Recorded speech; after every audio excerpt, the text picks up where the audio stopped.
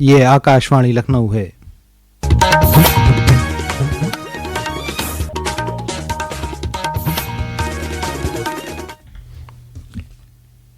वज़ीर आला योगी आदित्यनाथ ने आज लखनऊ म्यूनिसिपल कॉरपोरेशन के कचरे के बेहतर इंतज़ाम के लिए ग्रीन एनर्जी से चलने वाली 250 इलेक्ट्रिक और सीएनजी गाड़ियों को हरी झंडी दिखाकर रवाना किया। इससे साफ़ सुथरे और पायदार शहरी इंतज़ाम को मज़ीद फ़रोग़ मिलेगा। ये गाड़ियाँ डबल इंजन हुकूमत की सफाई, पायदार तरक्की और माहौलियाती तहफ़्फ़ुज़ के अज़्म की अलामत हैं।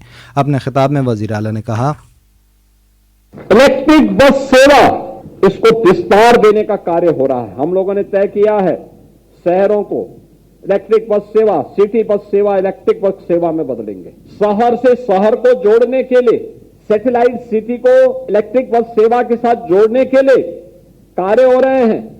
और आज लखनऊ में अशोका लेलैंड के द्वारा इलेक्ट्रिक बस मैन्युफैक्चरिंग की यूनिट प्रारंभ हो चुकी है, यानी इलेक्ट्रिक बस अब लखनऊ में ही बन रही है।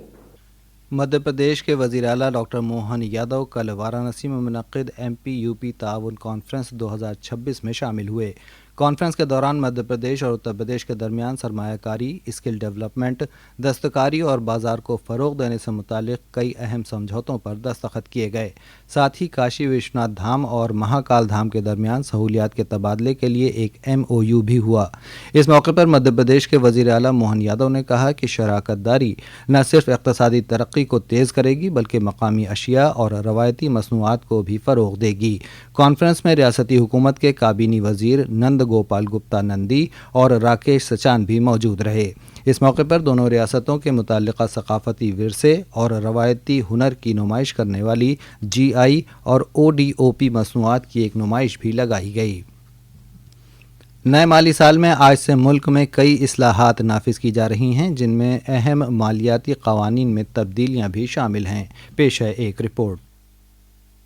6 दशक से भी अधिक पुराना आयकर अधिनियम 1961 से नए आयकर अधिनियम 2025 द्वारा प्रतिस्थापित हो जाएगा। इसे पुराने प्रावधानों को हटाकर जटिल नियमों को सुव्यवस्थित करके और करदाताओं के लिए अनुपालन को अधिक सरल बनाकर कर प्रणाली को आसान बनाने के उद्देश्य से तैयार किया गया है। भारतीय रिजर्व बैंक के निर्देशानुसार देश में सभी डिजिटल भुगतान लेन देनों के लिए 2 फैक्टर ऑथेंटिकेशन 2 कारक प्रमाणीकरण के मानदंडों को पूरा करना अनिवार्य होगा। वित्तीय वर्ष 2026-27 के लिए फास्टैग वार्षिक पास का संशोधित शुल्क भी लागू हो जाएगा। अनुपम मिश्र, आकाशवाणी समाचार। मुल्क में मरदमशुमारी 2027 का पहला मरहला आज से शुरू हो रहा है। ये दुनिया की सबसे बड़ी मरदमशुमारी होगी।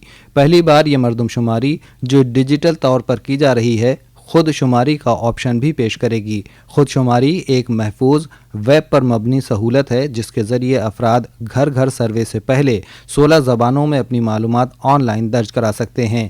मुल्क के रजिस्ट्रार जनरल और मरदमशुमारी के कमिश्नर मृत्युंजय कुमार नारायण ने आकाशवाणी से खुसूसी बातचीत में डिजिटल मरदमशुमारी के फ़वाइद के बारे में बताया। डिजिटल में सबसे पहला फायदा तो यह है कि आंकड़े ज्यादा शुद्ध तरीके से संग्रहित होंगे। जो फिजिकल आंकड़े इकट्ठा करते हैं उनको डिजिटाइज करने में त्रुटियों की संभावना रहती है। जनगणना के आंकड़े हैं उनका प्रकाशन शीघ्रता से संपन्न हो सकेगा। उत्तर प्रदेश में मरदमशुमारी का पहला मरहला 22 मई से शुरू होगा और इससे 15 दिन पहले 7 मई से खुद शुमारी की सहूलत दस्तयाब हो जाएगी।